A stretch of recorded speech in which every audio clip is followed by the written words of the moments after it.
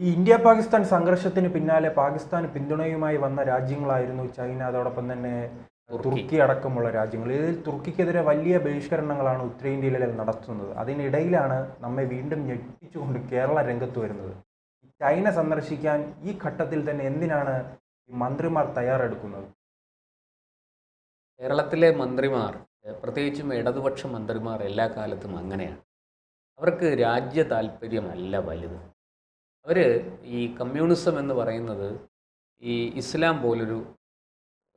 ഇസ്ലാമിൻ്റെ ഒരു പ്രത്യയശാസ്ത്രം ഉണ്ടല്ലോ, അതുപോലൊരു പ്രത്യയശാസ്ത്രം. അവർക്ക് രാജ്യത്തിൻ്റെ അതിരുകളൊന്നും പ്രശ്നമല്ല. അവർ സർവ്വരാജ്യ തൊഴിലാളികളെ സംഘടിപ്പിക്കുവാൻ നടക്കുന്നവരാണ്. എല്ലായിടത്തും തൊഴിലാളി ഭരണം എന്നാഗ്രഹിക്കുന്നവരാണ്. ലോകത്ത് മനുഷ്യർ രണ്ട് തരത്തിലേ ഉള്ളൂ, രണ്ട് വർഗ്ഗങ്ങളാണ്. ഒന്ന് തൊഴിലാളി വർഗ്ഗവും ഒന്ന് മുതലാളി വർഗ്ഗവും. പണം ഇറക്കുന്നവൻ, ഒരു വ്യവസായത്തിന് അല്ലെങ്കിൽ എന്തെങ്കിലും ഒരു അത്തരത്തിലുള്ള ഒരു പ്രവൃത്തിക്ക് വേണ്ടി പണം ഇറക്കുന്ന ഒരാളെ മുതൽ മുടക്കുന്നവനാണ് മുതലാളി. അവിടെ തൊഴിലെടുക്കുന്നവനാണ് തൊഴിലാളി. ഇങ്ങനെ രണ്ട് തരത്തിലുള്ള ആ വർഗീകരണമാണ് കമ്മ്യൂണിസ്റ്റ് പാർട്ടി. മുസ്ലിങ്ങൾക്കും അല്ലെങ്കിൽ ഇസ്ലാമിലും അങ്ങനെയാണ്. ഒന്നുകിൽ വിശ്വാസി, ദീനിൽ വിശ്വസിക്കുന്നവൻ, ഇസ്ലാമിൽ വിശ്വസിക്കുന്നവൻ, അള്ളാഹുവിനെയും അള്ളാഹുവിൻ്റെ പ്രവാചകനെയും അള്ളാഹുവിൻ്റെ അന്ത്യജ്ഞാനമായ ഖുറാനെയും ഒക്കെ വിശ്വസിക്കുന്നവർ. അല്ലാത്തവർ അവിശ്വാസികൾ, കാഫിറുകൾ എന്നൊക്കെയാണ്. അള്ളാഹുവിൽ വിശ്വസിക്കാത്ത എല്ലാവരും, അമുസ്ലിങ്ങളായ എല്ലാവരും കാഫിറുകളാണ്, അവർ അവിശ്വാസികളാണ്. ഇങ്ങനെ ഇത് സമാനമാണ് കമ്മ്യൂണിസത്തിലും. തൊഴിലാളി വർഗവും മുതലാളി വർഗവും, ഇതിന് രണ്ടിനും ഇടയ്ക്കൊരു വർഗം വേറെ ഇല്ല. പക്ഷെ ഇതല്ല ഭാരതത്തിൻ്റെ പാരമ്പര്യം. ഭാരതത്തിൻ്റെ പാരമ്പര്യം ഈ കമ്മ്യൂണിസം പറയുന്നതിൽ കാരണം ഈ മലയാളികളുമായി ബന്ധപ്പെട്ട് ഇപ്പോൾ തന്നെ ഒരു വിവാദം നിൽക്കുകയാണല്ലോ. ദുബായിൽ നടന്ന പരിപാടിയിൽ അഫ്രീദിയെ വിളിച്ച് അപ്പോൾ ഈ മന്ത്രിമാർ കൂടി ഇനി ചൈന സന്ദർശനം നടത്തിയാൽ വീണ്ടും മലയാളവും കേരളവും എല്ലാം അപമാനിക്കപ്പെടുകയല്ലേ? തീർച്ചയായിട്ടും ഇത് ഈ അവസരത്തിൽ വാസ്തവത്തിൽ നമ്മൾ ഈ സന്ദർശനം ഒഴിവാക്കേണ്ടതാണ്. പക്ഷേ ഇതിപ്പോൾ അടുത്ത വർഷം നടക്കുന്ന ഒരു പരിപാടി, അടുത്ത വർഷം അതായത് വരുന്ന ജനുവരിയിൽ സ്വിറ്റ്സർലൻഡിൽ നടക്കുന്ന ഒരു ലോക ഈ സമ്മേളനത്തിൽ, വ്യവസായവുമായി ബന്ധപ്പെട്ട് നടക്കുന്ന ഒരു സമ്മേളനത്തിൽ പങ്കെടുക്കുന്നതിന് മുന്നോടിയായിട്ടാണ് നമ്മുടെ ഈ മന്ത്രിയും അദ്ദേഹത്തിനോടൊപ്പം ഉള്ള സംഘവും, വ്യവസായ മന്ത്രി പി രാജീവും അദ്ദേഹത്തിനോടൊപ്പം ഉദ്യോഗസ്ഥരും ചൈനയിലേക്ക് പോകുന്നത്. ഈ മാസം 26-ാം തീയതിയാണ്, 24 മുതൽ 26 വരെയാണ് ചൈന സന്ദർശനത്തിന് അവർ കേന്ദ്ര സർക്കാരിനോട് അനുമതി തേടിയിരിക്കുന്നത്. അനുമതി ഇതുവരെ ലഭിച്ചിട്ടില്ല. അപ്പോൾ ആ അനുമതി ലഭിക്കുന്നതിൻ്റെ മുറയ്ക്ക് അത് അവർ പങ്കെടുക്കുമെന്നാണ് പറയുന്നത്. ഈ സ്വിറ്റ്സർലൻഡിൽ നടക്കുന്ന ലോക സാമ്പത്തിക ഫോറം, അതിന് മുന്നോടിയായി നടക്കുന്ന ഒരു പരിപാടിയാണ് ഈ ചൈനയിൽ. അതിന് അനുബന്ധമായി നടക്കുന്ന ഒരു സമ്മേളനമാണ്. ചൈനയിലെ സാഹചര്യത്തിൽ ചിലപ്പോൾ അതിനുള്ള അനുവാദം കിട്ടാനുള്ള സാധ്യത കുറവാണല്ലേ? അപ്പോൾ വലിയ വിമർശനങ്ങൾ ചങ്കിലെ ചൈനയിൽ പോകാൻ അനുവദിക്കാത്ത ഫാസിസ്റ്റ് സർക്കാരുകൾ. അതെ, അത് മോദി സർക്കാരിനെ അതിരൂക്ഷമായി വിമർശിക്കാൻ കാരണമാകും. പിന്നെ ഇവരുടെ വിമർശനമൊന്നും അവിടെ ആരും, ഡൽഹിയിൽ ആരും അതിനൊരു രോമത്തിൻ്റെ വില പോലും കൽപ്പിക്കുന്നില്ല. കാരണം അവിടെ നമുക്കറിയാമല്ലോ, ആകെ കേരളത്തിൽ നിന്നൊരാളും പിന്നെ തമിഴ്നാട്ടിൽ നിന്നൊരാളും ആണ് ജയിച്ചിരിക്കുന്നത്. അത് തന്നെ സ്റ്റാലിൻ്റെ കാരുണ്യം കൊണ്ടാണ്. പിന്നെ രാജസ്ഥാനിലെങ്ങണ്ടോ ഒരു MP ഉണ്ട്, കോൺഗ്രസിൻ്റെ പിന്തുണയിൽ ഒരു MP കിട്ടി. അതുപോലെ പിന്നെ രാജ്യസഭയിൽ 3-4 MP ഈ ഒരു സാഹചര്യമാണ്. അത് നമുക്കറിയാം. CPIക്ക് ഒരു MP പോലും ലോക്സഭയിലില്ല. അവർക്ക് രാജ്യസഭയിൽ മാത്രമേ ഉള്ളൂ. അതും കേരളത്തിൽ നിന്നാണ് MP വരുന്നത്. ഇത് ഇടതുപക്ഷത്തെ സംബന്ധിച്ച് അങ്ങേയറ്റം ദുർബലമായ ഒരവസ്ഥയാണ്. അതുകൊണ്ട് തന്നെ അവിടെ ഡൽഹിയിൽ അവരുടെ വാക്കുകളൊന്നും ആരും അത്ര വില കൊടുക്കില്ല. പിന്നെ ഇപ്പോൾ മോദിക്ക് കരുണ തോന്നിയിട്ടാണ് ഈ വിദേശ പര്യടന സംഘത്തിൽ ജോൺ ബ്രിട്ടാസിനെ ഉൾപ്പെടുത്തിയത്. ജോൺ ബ്രിട്ടാസ് കൂടി നന്നായിട്ട് സംസാരിക്കും, പാർലമെൻറ്റിലൊക്കെ നന്നായിട്ട് സംസാരിക്കുന്ന ഒരാളാണല്ലോ എന്നൊക്കെ വെച്ച്, മാത്രമല്ല പ്രതിപക്ഷത്ത് നിന്ന് ആൾക്കാർ വേണം. അങ്ങനെയാണ് ഇടതുപക്ഷത്തിൻ്റെ ഒരു പ്രതിനിധിയെങ്കിലും ഉൾപ്പെടുത്തണം എന്നുള്ള ഒരു ധാരണ ഉണ്ടാകുകയും ബ്രിട്ടാസിനെ വിദേശ പര്യടന സംഘത്തിൽ, ഇപ്പോൾ ജപ്പാനിലൊക്കെ പോയ ആ ഗ്രൂപ്പിൽ ബ്രിട്ടാസും ഉണ്ടായിരുന്നു, ജോൺ ബ്രിട്ടാസിനെ ഉൾപ്പെടുത്തിയത്. പക്ഷെ പൊതുവേ ഇവർ കിടന്ന് എന്ത് ബഹളം ഉണ്ടാക്കിയാലും അത് പാർലമെൻറ്റിൽ വിലപ്പോവില്ല. അവിടെ ആരും അത് മൈൻഡ് ചെയ്യില്ല. BJP ആകട്ടെ, എന്തിന് അവർ നിൽക്കുന്ന ND മുന്നണിയിലെ മറ്റു കക്ഷികൾ പോലും ഇവരെ വകവയ്ക്കുന്നില്ല. തൃണമൂൽ കോൺഗ്രസ്സിന് ഇടതുപക്ഷമാണ് BJPയേക്കാൾ വലിയ ശത്രു ഇടതുപക്ഷമാണ് അവരുടെ. കാരണം ഇടതുപക്ഷത്തെ നിലംപരിശാക്കിക്കൊണ്ടാണ് അവർ ബംഗാളിൽ ഉയർന്നു വന്നത്. വീണ്ടും ഇടതുപക്ഷം അവിടെ കാലുറപ്പിക്കുന്നത് മമത ഒട്ടും തന്നെ ഇഷ്ടപ്പെടുന്നില്ല. അതേസമയം BJP അവിടെ അത്യാവശ്യം വളരുന്നതിൽ കുഴപ്പമില്ല. കാരണം BJPയെ മുന്നിൽ കാണിച്ച് BJPയെ ചൂണ്ടി ഭയപ്പെടുത്തി മുസ്ലിം വോട്ട് അവർക്ക് നേടാൻ സാധിക്കും. ഏതാണ്ട് 40% മുസ്ലിം ജനസംഖ്യയുള്ള ഒരു സംസ്ഥാനമാണ് ബംഗാൾ എന്നാണ് ഏറ്റവും പുതിയ കണക്കുകൾ സൂചിപ്പിക്കുന്നത്.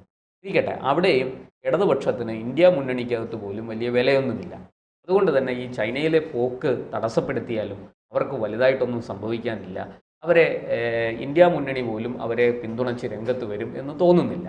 പിന്നെ ഇപ്പോഴത്തെ പ്രത്യേക സാഹചര്യത്തിൽ ഈ പാകിസ്ഥാനെ അകമഴിഞ്ഞ് പ്രോത്സാഹിപ്പിക്കുകയും പിന്തുണയ്ക്കുകയൊക്കെ ചെയ്ത ചൈനയും തുർക്കിയും എല്ലാം നമ്മളെ സംബന്ധിച്ചിടത്തോളം ശത്രുവിനെ സഹായിക്കുന്നവൻ സാധാരണക്കാരായ പൂനെയിലെയും ഉത്തർപ്രദേശിലെയും മറ്റ് സംസ്ഥാനങ്ങളിലെയും സാധാരണക്കാരായ വ്യവസായികൾക്ക് തോന്നുന്ന ആ രാജ്യസ്നേഹം പോലും നമ്മുടെ ജനങ്ങൾ തിരഞ്ഞെടുത്ത മന്ത്രിമാർക്ക് എന്താണ് തോന്നാത്തത്? അത് അവരുടെ രക്തത്തിലുള്ളതാണ്. ഞാൻ ആദ്യമേ പറഞ്ഞില്ലേ, തൊഴിലാളി മുതലാളി. അവർക്ക് ലോകത്തിലെ എവിടെയെല്ലാം കമ്മ്യൂണിസം ഏതൊക്കെ രാഷ്ട്രങ്ങളിലുണ്ടോ അവരോടൊക്കെ വലിയ പ്രതിപത്തിയാണ്. ഇപ്പോൾ ക്യൂബ, അതുപോലെ തന്നെ ചൈന, റഷ്യയിലൊക്കെ കമ്മ്യൂണിസം അസ്തമിച്ചു, ഇല്ലെന്ന് തന്നെ പറയാം. പണ്ട് റഷ്യയായിരുന്നു അവരുടെ ഉദാത്തമായ മാതൃക. ഭൂമിയിലൊരു സ്വർഗമുണ്ടെങ്കിൽ അത് റഷ്യ, USSR ആണ് എന്ന് പറഞ്ഞിരുന്ന ഒരു കാലം കമ്മ്യൂണിസ്റ്റുകാർക്ക്, കേരളത്തിലെ കമ്മ്യൂണിസ്റ്റുകാർക്ക് ഉണ്ടായിരുന്നു. റഷ്യൻ സാഹിത്യത്തിലെ നിരവധി കൃതികളാണ് മലയാളത്തിലേക്ക് തർജ്ജമ ചെയ്യപ്പെട്ടത്. നമുക്കറിയാമല്ലോ അതൊക്കെ. പണ്ട് സഖാക്കൾ വിദ്യാഭ്യാസത്തിനായി റഷ്യയിലേക്ക് പോയി പ്രത്യേക ക്ലാസ്സുകളെല്ലാം, അതെ, അവിടെ പോയി പാർട്ടി, അവിടുത്തെ റഷ്യൻ കമ്മ്യൂണിസ്റ്റ് പാർട്ടി പഠിപ്പിക്കുന്നതും പഠിച്ചുകൊണ്ടാണ് വന്ന് കേരളത്തിലും ഇന്ത്യയിലും അതൊക്കെ ഇംപ്ലിമെൻ്റ് ചെയ്യാൻ ശ്രമിച്ചത്. അതൊക്കെ വലിയ തമാശയാണ്, ചരിത്രത്തിലെ വലിയ തമാശകളാണ്. ഈ 1989-90 കാലത്ത് റഷ്യ തകർന്ന്, USSR തകർന്നു, ഛിന്ന ഭിന്നമായി റഷ്യ പോലെയുള്ള രാജ്യങ്ങൾ പ്രത്യേക രാഷ്ട്രങ്ങളായി മാറി. എന്നിട്ടും എത്രയോ കാലം പാർട്ടി ക്ലാസ്സുകളിൽ ഉദാഹരണം നൽകിക്കൊണ്ടിരുന്നത് USSR ആണ്. അങ്ങനെ ഒരു രാജ്യം ഇന്ന് ലോകത്തില്ല എന്ന് പോലും അവർ വകവയ്ക്കാതെ, അങ്ങനെ പോലും അംഗീകരിക്കാതെ USSRനെ കുറിച്ച് വലിയ രീതിയിൽ ഉദാഹരണങ്ങൾ ചമച്ചുകൊണ്ടേയിരുന്നു പാർട്ടി. പിന്നീടാണ് ആ മേഖലയിലേക്ക് ക്യൂബ കയറി വരുന്നത്. അതെ, പിന്നീടാണ് ക്യൂബയൊക്കെ കയറി വരുന്നത്, ക്യൂബയും ചൈനയും ഒക്കെ. ഈ നമുക്കറിയാം, പണ്ട് ഇന്ത്യ ചൈന അവസാനം നമുക്കറിയാമല്ലോ, അത് ചിലപ്പോൾ ആ ചരിത്രത്തിന്റെ ഭാഗമല്ല. കുറച്ച് വർഷങ്ങൾക്ക് മുൻപായിരുന്നു കോവിഡ് കാലത്ത് ക്യൂബയുടെ വാക്സിന് വേണ്ടി നാം കാത്തിരിക്കുന്ന ഒരു അവസ്ഥ ഉണ്ടായിരുന്നു. അതെ, ക്യൂബയിൽ നിന്ന് വാക്സിൻ വരും എന്ന് വിശ്വസിച്ചിരുന്ന ആൾക്കാർ വരെ, അങ്ങനെ ഉറച്ചു വിശ്വസിച്ചിരുന്ന ഇടതുപക്ഷക്കാരുണ്ട്. മോദി അതിനെ അട്ടിമറിച്ചു എന്ന് ഇപ്പോഴും വിശ്വസിക്കുന്നവരുണ്ട്. ഞാനൊരു പഴയ ഉദാഹരണമാണ് പറയാൻ വന്നത്. അതായത് പണ്ട് 62 ചൈന ഇന്ത്യയെ ആക്രമിച്ചപ്പോൾ ഇന്ത്യൻ പട്ടാളക്കാർക്ക് രക്തം കൊടുക്കാൻ സന്നദ്ധരായ കമ്മ്യൂണിസ്റ്റുകാരെ പുറത്താക്കി. VS അച്യുതാനന്ദനെയൊക്കെ ശാസിച്ച ഒരു ചരിത്രം നമ്മൾ കേട്ടിട്ടുണ്ട്. VS അച്യുതാനന്ദനെ പോലെയുള്ളവർ ഈ ചൈനയുടെ ആക്രമണത്തിനെ അനുകൂലിച്ചില്ല, അതിനെ അംഗീകരിച്ചില്ല. EMS ഒക്കെ വിശ്വസിച്ചിരുന്നത് ചൈന ഇപ്പോൾ വന്നു കയറും, ഡൽഹി കീഴടക്കും, ഞാൻ തന്നെ അടുത്ത പ്രധാനമന്ത്രി എന്ന് ഉറച്ചു വിശ്വസിച്ചിരുന്ന ഒരു കാലമുണ്ടായിരുന്നു EMSനൊക്കെ. പുറത്തങ്ങനെയൊന്നും പറഞ്ഞില്ലെങ്കിൽ കൂടി അങ്ങനെ ഭാവിച്ചിരുന്നു. ഉള്ളിൽ അവർക്ക് അങ്ങനെ ഒരു ഭാവന ഉണ്ടായിരുന്നു. അത് പല രാഷ്ട്രീയ എതിരാളികളും പല സന്ദർഭങ്ങളിലും അത് പറഞ്ഞ് കമ്മ്യൂണിസ്റ്റ് പാർട്ടിയെ ആക്ഷേപിക്കുകയും തോണ്ടുകയൊക്കെ ചെയ്യുന്ന കാഴ്ച നമ്മൾ കണ്ടതാണ്. എന്തായാലും ഇപ്പോൾ ഇങ്ങനെ ഒരു ഘട്ടത്തിൽ വാസ്തവത്തിൽ ഈ യാത്ര ഒഴിവാക്കാമായിരുന്നു. കാരണം പറഞ്ഞതുപോലെ പാകിസ്ഥാനെ സഹായിക്കുന്നവർ, ശത്രുവിനെ സഹായിക്കുന്നവർ ശത്രു തന്നെയാണ്, അവരെയും ശത്രുവായിട്ട് തന്നെ കാണും.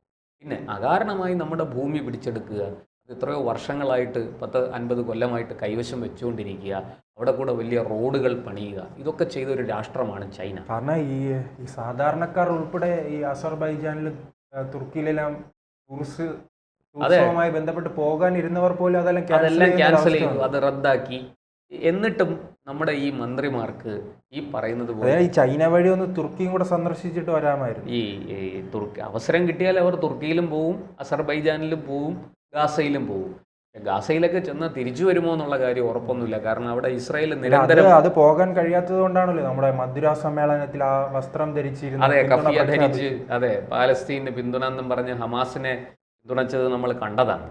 എന്തായാലും ഇപ്പോൾ ഈ പറയുന്നത് പോലെ ചൈനയിലെ ഈ യാത്ര ഒഴിവാക്കാമായിരുന്നു. പ്രത്യേകിച്ചും ഇങ്ങനെ ഓപ്പറേഷൻ സിന്ദൂരിൻ്റെ പശ്ചാത്തലത്തിൽ ഇന്ത്യ പാകിസ്ഥാനെ നിലംപരിശാക്കുകയും ആ പാകിസ്ഥാനെ പിന്തുണച്ച് ചൈന വരികയും ചെയ്ത സാഹചര്യത്തിൽ തീർച്ചയായിട്ടും നമ്മുടെ മന്ത്രിമാർക്ക് എത്ര വിലപിടിപ്പുള്ള യാത്രയാണെങ്കിലും, എത്ര ഒഴിച്ചുകൂടാനാകാത്ത യാത്രയാണെങ്കിലും ശരി, ആ ചൈനയിലെ പോക്ക് ഒഴിവാക്കാമായിരുന്നു. അങ്ങനെ ഒഴിവാക്കുന്നത് കൊണ്ട് ഗുണമേ ഉള്ളൂ. അത് ഒരിക്കലും അവരുടെ എന്താ പറയണ്ടേ, മുന്നോട്ടുള്ള ഗതിക്ക് അതൊരിക്കലും തടസ്സമാകില്ലായിരുന്നു. പക്ഷേ ഇപ്പോൾ ഈ പറയുന്നത് പോലെ എങ്കിലെ ചൈനയെ നെഞ്ചിലേറ്റുന്ന ആ കാഴ്ച, അത് ഭാരതത്തിനോട് സ്നേഹവും കൂറുമുള്ള പൗരന്മാർക്കെല്ലാം തീരാ വേദന സമ്മാനിക്കുന്നതാണ്, അവർക്ക് വെറുപ്പ് സമ്മാനിക്കുന്നതാണ്. അതുകൊണ്ടാണ് ഈ കേരളത്തിൽ മാത്രം ഈ കമ്മ്യൂണിസ്റ്റ് പാർട്ടി ഒതുങ്ങിപ്പോയിരിക്കുന്നത്. ഇന്ത്യ മുഴുവനും അവർ വ്യാപിക്കാതെ പോയത് അതുകൊണ്ട് തന്നെയാണ് എന്ന് പറയേണ്ടിയിരിക്കുന്നു.